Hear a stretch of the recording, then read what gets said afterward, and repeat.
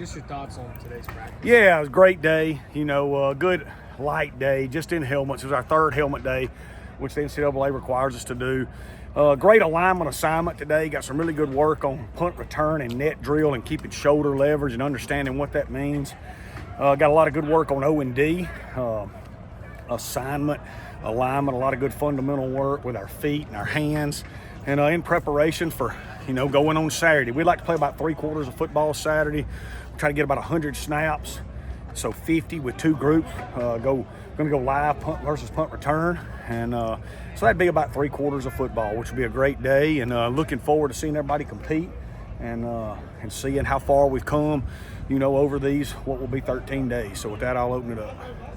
What's the biggest thing? I mean, I guess you're looking at a bunch of different things, but what's the biggest thing you're looking at for this football team on Saturday? Yeah, competitive nature. Whoever plays steps. We've told these kids from the moment last season ended, whoever steps between those white lines this year, everybody's going to know you can trust them, and everybody's going to know they're going to spill it for Southern Miss.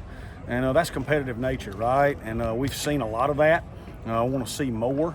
And keep developing trust. Our newcomers developing trust with the old guys keep developing trust with the newcomers, and just want to see competitive nature. Who's going to spill it and play one play at a time, and who can tackle, who can break a tackle, who can block, who can get off blocks. Just the simple essence of football, is what we're looking for.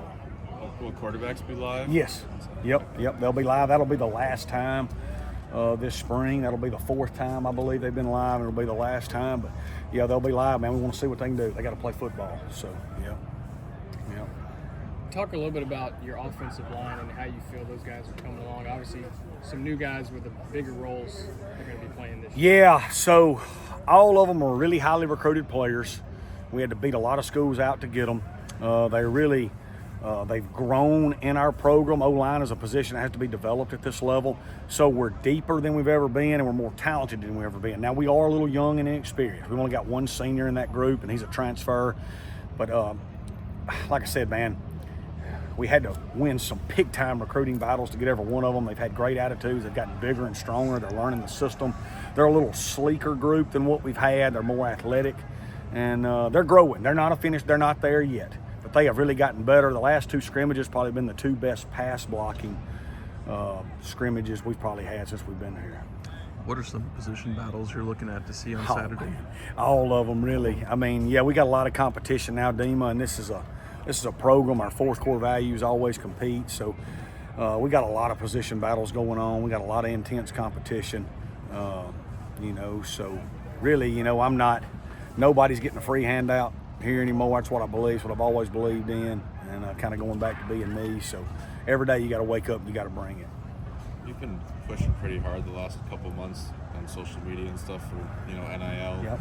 And I guess what's kind of the drive behind that, and is part of that just because you're able to do that now? Like, were you not able to talk publicly about that in the past, and now you are able to? No, it's just something we're embracing here. It's the single most important thing, for an athletic department, and maybe for a whole university in and of itself. And I just think that we've got people that care. We like to say we're the most passionate fan base in the country. Well, there's a barometer to measure that now. Who has the most people in their collective? Who's raising the most money in their collective? It's the way to show we're the most passionate. It's the way to show we want to recruit the best. It's the way we show we want to retain the best. So if you really care about Southern Miss and you really want us to do good, give. And everybody can give different. You know what I mean? Some people can give $2. Some people can give $5. Some people can give $50,000. Some people can give $100,000. But whatever you can do and you feel like doing, do.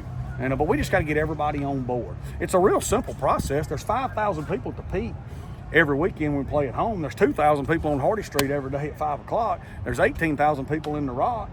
Even when we haven't been that successful, if everybody just did something, shoot, we'd be functioning like an ACC, Big Ten, SEC team just like that. What kind of response have you seen so far? Phenomenal. Our people are embracing this. This is an edge for Southern Miss. This is no doubt an edge. Our people, we're changing the narrative. We're growing it. When it first came out, I think a lot of people were against it and didn't like it, and that's understandable because it's new and it's different. But this is a chance for Southern Miss to have a significant edge on our other competitors, and we've got to embrace that and continue to grow it. I wanted to ask about J.J. Butler and Yeah. what kind of player does he remind you of on the outside wide receiver? Well, he's big, he's tall and he's long. He was a great high school player at Scott Central, mostly because he was just better than everybody else. So he's learning how to refine his skills and be a wide receiver, not just be a big, fast athlete. This is his first spring here. He's really embracing Coach Lindsey. We've seen great growth with him. He had a great day on Tuesday. And the big thing with him is he's wanting him to just assert himself, be more confident. But confidence is earned, right? Confidence is you don't just – a lot of people, there's fake confidence. A lot of people walk around with fake confidence. But real confidence is earned when you put the preparation in and you believe in your talent. No different than when you study for a test. You go into it confident. And he's getting better every day. He's believing more and more in himself and his ability because he's understanding how to do the things it takes. I think he's got a chance to be a really good player, and he is a great young man. You mentioned your O-line, your defensive line. Feels like it could be a point of strength. A lot of guys with a lot of experience. Yeah, it should be the strength of our team. It should be the strength of our team. We got a lot of old guys that are really talented, that were highly recruited, that have played a lot of minutes. A lot of them are back. We've also recruited a highly recruited group of young guys to supplement them. Got Coach White and Coach Dorr in there with them. They're doing a phenomenal job, and that should be the anchor and the stable point of our program that we can hang our hat on each week.